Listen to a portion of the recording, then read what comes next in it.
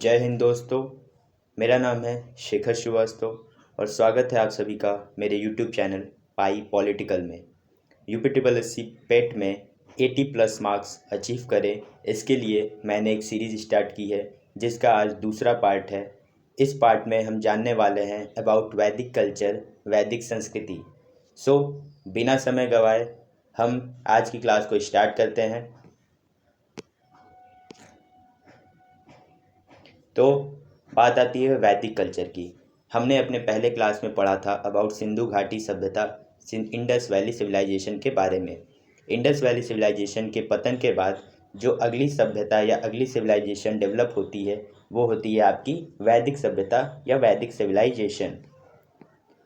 इसके दो पार्ट्स होते हैं। एक होता है आपका प्री वैदिक एरा जो कि 1500 BC टू 1000 BC तक रहता है। फिर इसके बाद आता है आपका पोस्ट वैदिक एरा, उत्तर वैदिक काल, जो कि 1000 BC टू 600 BC तक रहता है। इन दोनों ड्यूरेशंस को बिल्कुल से याद रखिएगा, बहुत ही इंपॉर्टेंट होने वाले हैं। तो बात आती है कि ये जो आर्य सभ्यता के लोग थे ये आखिर कहाँ से आए थे।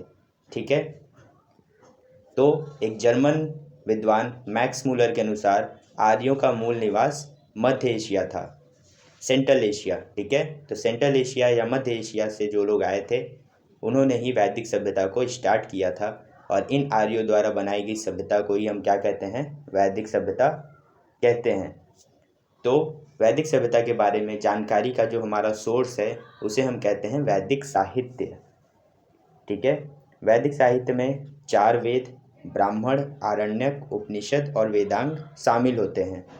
तो सबसे पहले हम बात करते हैं वेदों की। वेद आपके 4 हैं।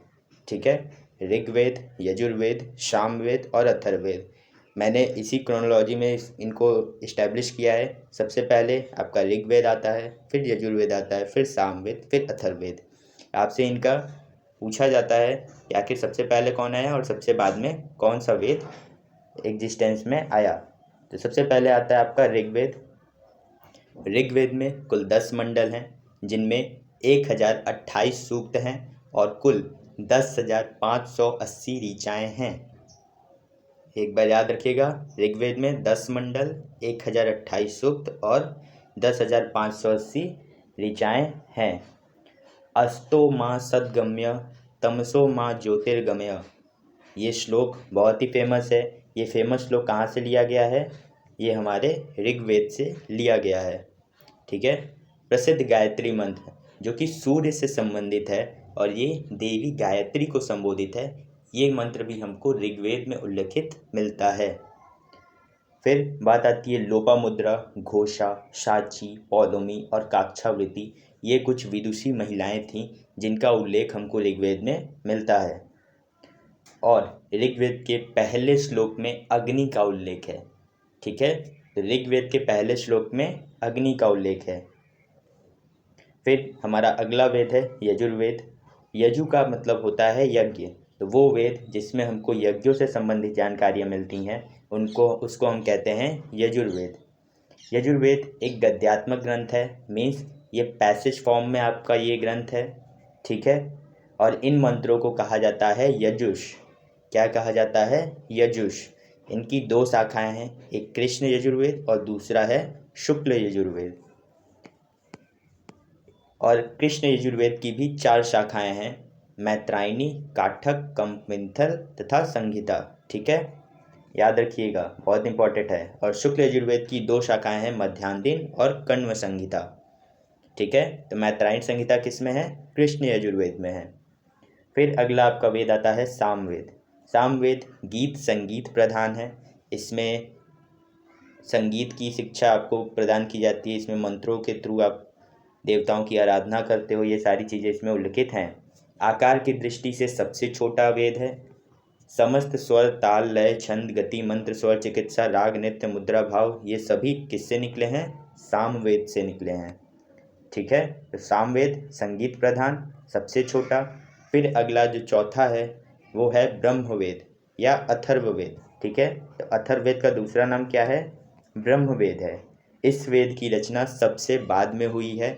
ठीक है, और इस वेद में जो हमको जानकारी मिलती है वो आयुर्वेद से संबंधित है।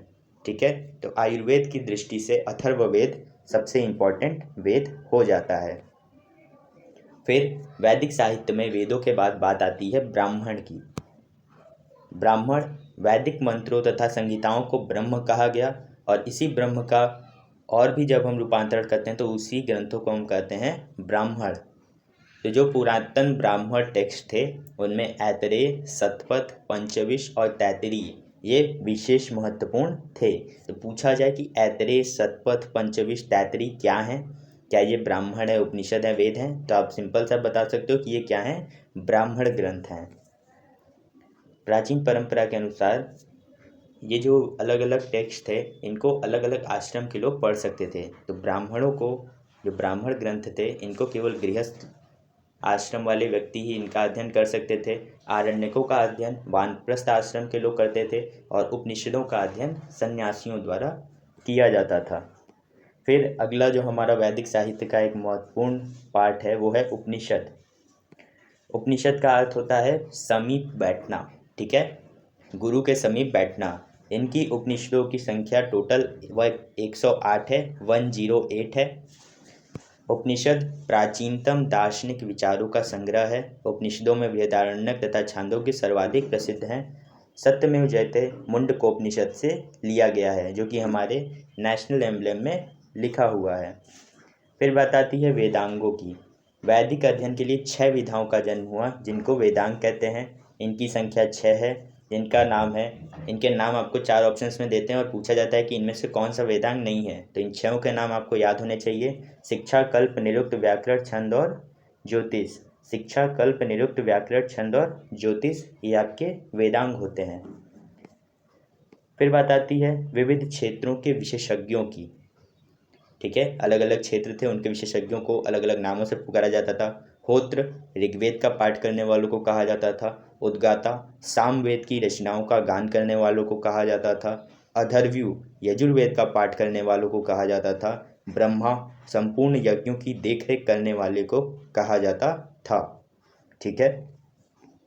फिर बात आती है 12 रत्निनों की। राजा क्या प्रशासनिक सहयोग करने के लिए पुरोहित और सेनानी इत्यादि मंत्रीगण होते थे, जिनकी संख्या होती थी 12। इन 12 को 12 रत्निन कहा जाता था। पुरोहित राजा का प्रमुख परामर्शदाता होता था, चीफ एडवाइजर होता था। सेनानी सेना का प्रमुख, आर्मी का चीफ होता था। ग्रामीण गांव का सैनिक पदाधिकारी होता था। महिषी राजा की पत्नी होती थी, ठीक है। सूत राजा का सारथी। छत्री प्रतिहार, संग्रहित कोषाध्यक्ष, ट्रेजरी, ठीक है। भागदूत कर एकत्र करने वाला अधिकारी, टैक्स कलेक्शन जो आपका कलेक्ट करता है, ठीक है, उसको भागदूत कहा जाता था। अक्षवाप आपका लेखाधिकारी होता था, अकाउंटेंट होता था। गोविकृत आपका फॉरेस्ट ऑफिसर होता था। और पालागल राजा का मित्र होता था, राजा का दोस्त होता था। इनसे आपसे डायरेक्ट क्वेश्चन पूछते हैं कि संग्रहित, आखिर संग्रहित का अर्थ क्या है, ठीक है। अक्षवाप कौन है। इसको 1 से 2 बार आप लोग जब रिपीट करेंगे तो आपको सारी चीज़ें याद हो जाएंगी। मिलते हैं अगले सेशन में, तब तक के लिए till then thank you so much. Please like, share and comment and subscribe. Thank you.